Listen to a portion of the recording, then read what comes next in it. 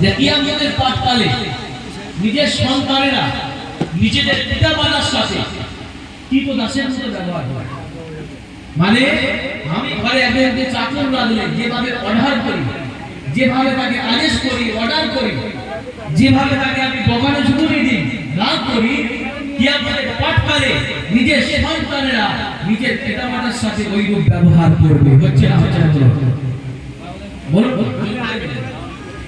হচ্ছে।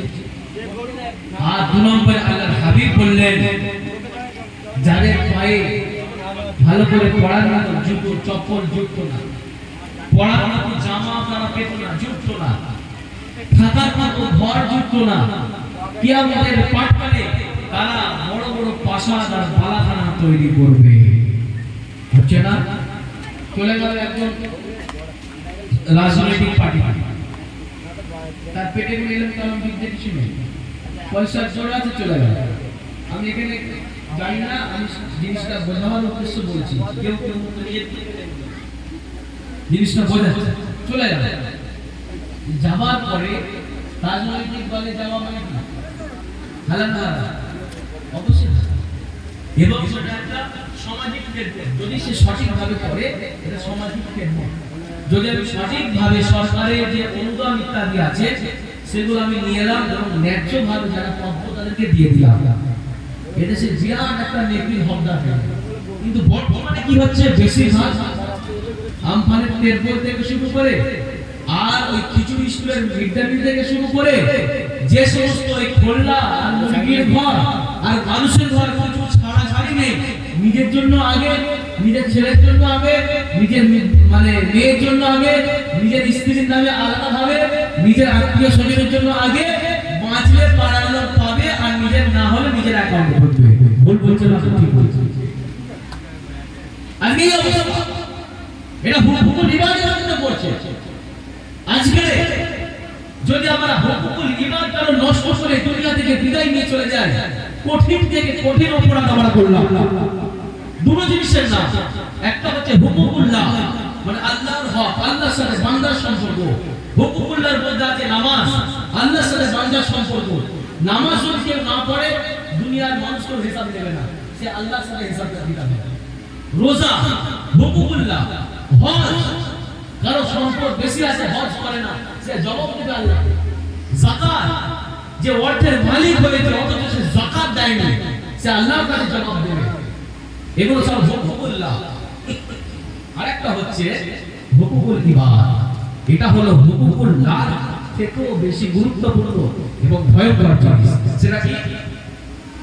সেটা হলো যে হুকুকুল ইবাদের সম্পর্ক বান্দার সাথে, বান্দার সম্পর্ক বান্দার সাথে। ধরো আমাদের সামনে উনি বসে আছে, আমাদের সামনে উনি বসে আছে, উদাহরণ দিয়ে বলেছি রাত বাজে, ওনার এখন 5 কাঠা জমি আছে, উনি এখন কমজোর, ওনার সাপোর্টে থাকার মতো লোক নেই, ওনার ঘরে ওনারা 10 ভাই ভাই, উনি কমজোর মানুষ, খেটে খায়, ও সূত্র মারফত ওরেসিন মারফত ওনাদের বাপদাদাদের ছিল, উনি পেয়েছে 5 কাঠা জমি।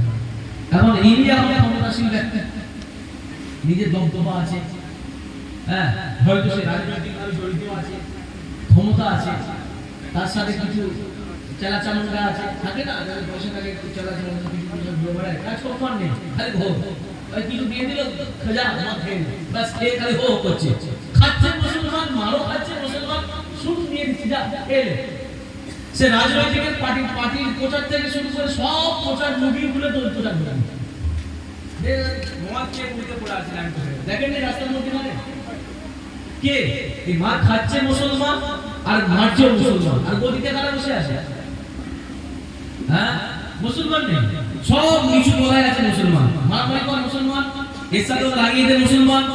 হ্যাঁ একজন দাঁড়িয়েছে ওখানে মুসলমান, ওখানে হিন্দুকে প্রার্থী বলা যাবে না, ওখানে মুসলমানদের দিতে হবে, নিজের জাত ভাই ভাই মারতে। আরে বাস্তবটা তুলে ধরছি, নিজের জাত ভাই ভাই মারতে। এই পঞ্চায়েত প্রধান নিচে তলায় দেখবে সব বেশি মুসলমান, আর দেখবে এমএলএ এমপি আরো সব যে পোস্টে আছে ভিডিওর ভিতরে যেগুলো সব দামি দামি মান আছে, লাড্ডু রসমালাই, হ্যাঁ কি পায়স, এই দামি দামি মান ওগুলো সব ওরা। আর নিজের তলায় কি বললো, মুখে পেরে দিল যা 1000 টাকা নেই, রাত্রি আর বাবুর ঘুম নেই, একদম চার দিয়ে নেশা করে সে তো ওখানে যা করলো ঘরে এসে বউকে কেড়ালো, মাকে কেড়ালো, সব বললো। এই 1000 টাকা সতর্ক হয়ে যায়, আপনাকে অপব্যবহার করা হচ্ছে, আপনার আল্লাহ দিমাগ দিয়েছে, কালকে আমাদের মধ্যে হিসাব নেওয়া হবে। আপনি কেন ব্যক্তি হয়ে যাচ্ছেন? আমি পার্টির বিরুদ্ধে বলছি না, আপনার যাকে ভালো লাগবে আপনি তাকে ভোট দেবেন, আপনার একটা নৈতিক অধিকার আছে, গণতন্ত্র দেশাত্মক অধিকার আছে, আপনি তো ভোট দেন। কিন্তু আপনাকে ব্যবহার করে কোনো মিসগাইড করবে আর আপনি তার ধোঁকায় করে মিসগাইড ব্যবহার হবে, এটা কখনো করবেন না। আপনার কাছে আপনার ইমানের দাম নেই, কেন তাকে একজন বেঈমান খুঁজে ঘুরবেন? আপনি সেই টাইমটা মসজিদে দেন, আপনি সেই টাইমটা আপনার ফ্যামিলির সাথে কাটান, আপনার রুজি রোজগারের জন্য আপনি কারো কারবারে লাগান না। যেটা বলছিলাম হুকুকুল ইবাদ খতরনাক জিনিস। এবারে কি হয়েছে, ইনি এখন যেটা বলছিলাম বোঝাচ্ছিলাম, ইনি এখন ওনার জমি দেখে ভালো পজিশনে আছে, রাস্তার ধারে আছে, এতে মোটামুটি 4 থেকে 5টা ঘর হবে, দোকান করা যাবে, একটা আমার অফিস করা যাবে। এখন ওকে দাবি ওটা আমাকে দে, 50,000 টাকা দিচ্ছি, 20,000 টাকা দিচ্ছি, ওটা আমাকে দে, ভালোই ভাবে দিয়ে দে, নাহলে তোর খবর আছে, কি আছে খবর আছে। বেচারি সেটা টেনশন করে যে আমার কেউ পাশে দাঁড়াবার নেই, হ্যাঁ যদি আমাকে অ্যাটাক করে, যা বাবা সে চাপে পড়ে কি করলো, আর পুলিশ প্রশাসনে গেলে ওই পারবে না, মিথ্যা কিছু টাকা দিয়ে দিই। আরে পুলিশ প্রশাসন কেন, গ্রামে যারা বিচার ইত্যাদি হয়, যারা বিচার করে, বাস্তব বলছে এখানে কি হয় জানি না, এখানে নতুন আমি বাস্তবটা বলছি, বিচার হচ্ছে একজন হকে আছে, একজন না হকে আছে, এটা পরিষ্কার।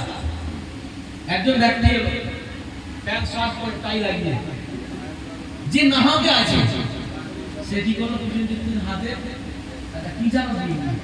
কি জানো দিয়ে দিল, কি দিল, মানি দিয়ে দিল। সেই ব্যক্তিরা এসে যে না হকে আছে তার পক্ষে আর যে হক আছে তার বিপক্ষে সে ফয়সালা করে নিয়ে চলে গেল, একটা গরিব মানুষের হক ফেলে দিয়ে চলে গেল। হচ্ছে কি হয়নি বলো? এটা হলো হুকুকুল ইবাদ। একজনের পয়সা আমি ধার দিয়েছি, ধার দেওয়ার পরে যদি আমি ওই পয়সাটা শোধ না করে মরে যাই, আমি হুকুকুল ইবাদ নষ্ট করে মরলাম। আর হুকুকুল ইবাদ সম্পর্কে মনে রাখবেন, যার হক নষ্ট করেছি, সেটা জায়গা হোক, সেটা পয়সা হোক, যাই হোক না কেন, যতক্ষণ না পর্যন্ত সেই ব্যক্তি ক্ষমা না করছে, আল্লাহ রাব্বুল আলামিন কখনো ক্ষমা করবেন না। আল্লাহ নবী বলছেন, কাল কিয়ামতের ময়দানে কিছু মানুষ থাকবে যারা পাহাড়কে পাহাড় সমতুল্য নেকি নিয়ে উঠবে। মানুষ দেখে হতভম্ব হয়ে যাবে, যে মানুষটার এত নেকি, কিন্তু মিজানে দাড়ি পাল্লাই দিলে দাড়ি পাল্লা ছিঁড়ে পড়ে যাবে, এত নেকি দেখে অবাক হয়ে যাবে। তখন দেখা যাবে কিয়ামতের ময়দানে যারা পাহাড়কে পাহাড় নেকি নিয়ে দাঁড়িয়ে আছে, তাদের পিছনে লম্বা লম্বা লাইন, কি লাইন, লম্বা লম্বা লাইন। ফেরেশতা আল্লাহ রাব্বুল আলামিনকে বলবেন, ও আল্লাহ, এই যে ব্যক্তিরা এসেছে এর পিছনে এত লাইন, হাজার কি হাজার মানুষ লাইন দিয়ে আছে, আল্লাহ তো সব জানেন, তারপরও জিজ্ঞাসা করবেন, ও আমার ফেরেশতারা, এই যারা লাইন দিয়ে দাঁড়িয়ে আছে মানুষটার পিছনে এরা কারা, এরা কারা, পানি দেন তো, এরা কারা?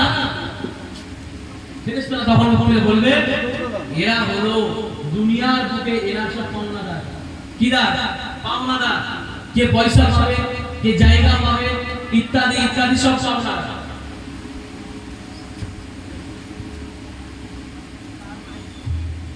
এগুলো তো পাওনাদার। কি করা যাবে?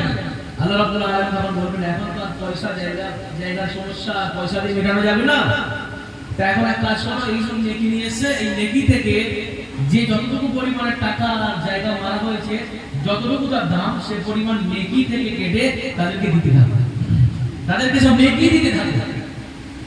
এমনও দেখা যাবে নেকি কেটে দিতে দিতে দিতে দিতে তাদের পাহাড় পাহাড় নেকি তাদের শেষ হয়ে গিয়ে এখন মানুষ বাকি আছে যারা পাওনা।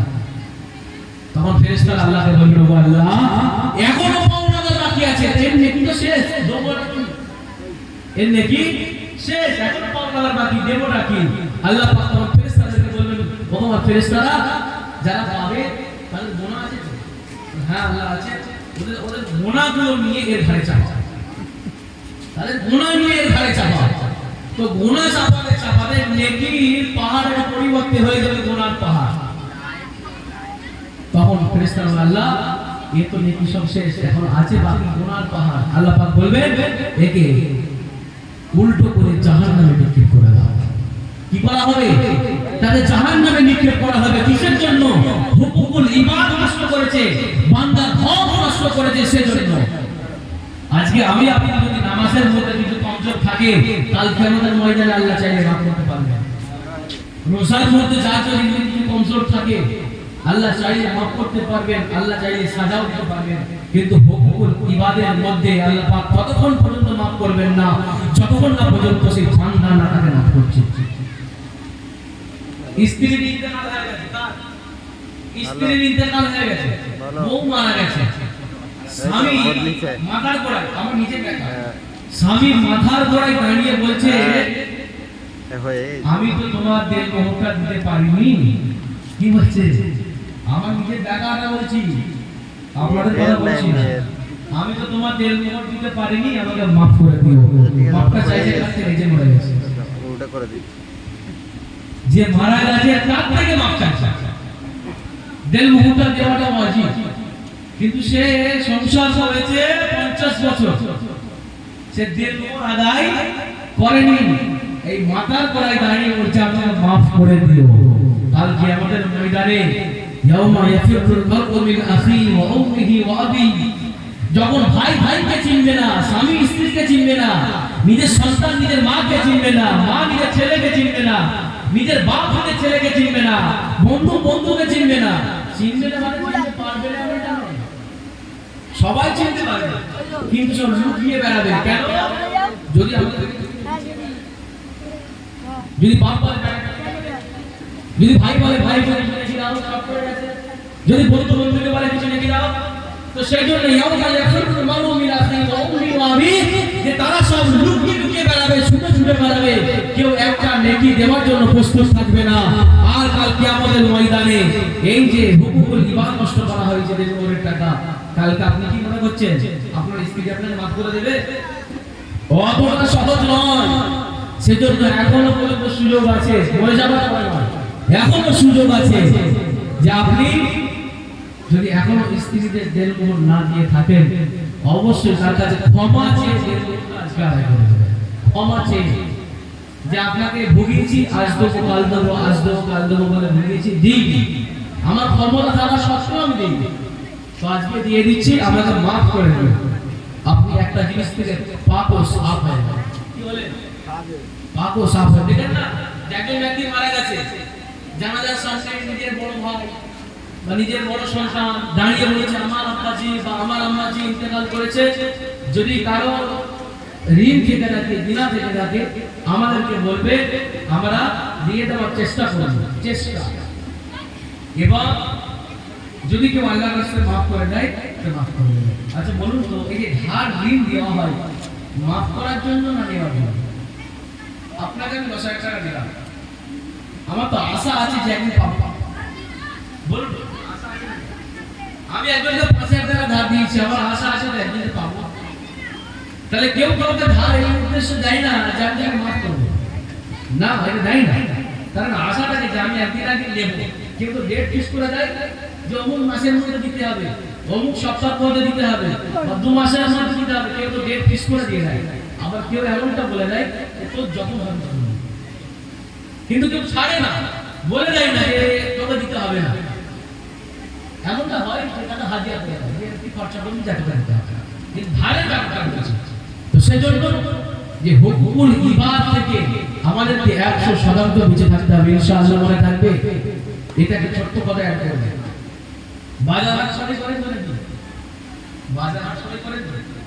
দেখেন বাজারে যখন যাওয়া হয় তখন হয়তো মাল হয়েছে 102 টাকা, মাল হয়েছে 205 টাকা, মাল হয়েছে 306 টাকা, তখন আপনি বের করলেন একটা 500 টাকার নোট, হয়েছে 502 টাকা, 503 টাকা, দিলেন 2 টাকা 3 টাকা খুচরো নেই, ঠিক আছে পরে বলে যাবে।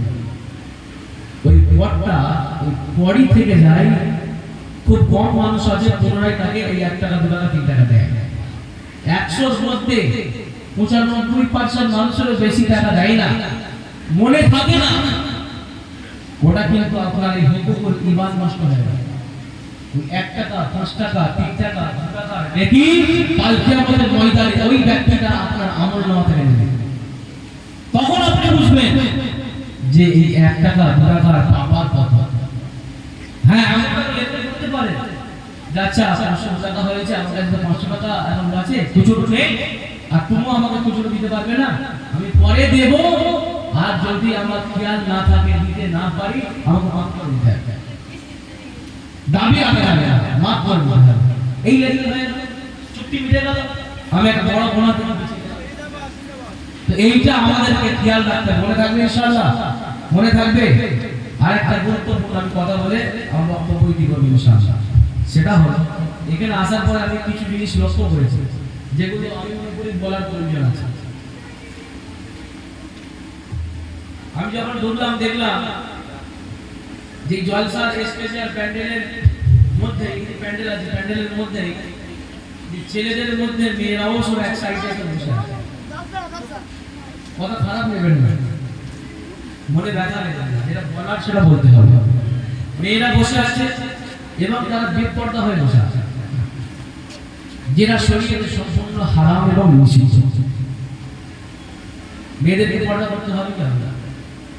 তো একই প্যান্ডেলে যদি পুরুষ আর মহিলা একটা দিদি মাহফিলের মধ্যে বসে থাকে পর্দা না করে, তাহলে এই মজলিসের কতটুকু আল্লাহর রহমত নাযিল হচ্ছে বুঝতে পারছেন?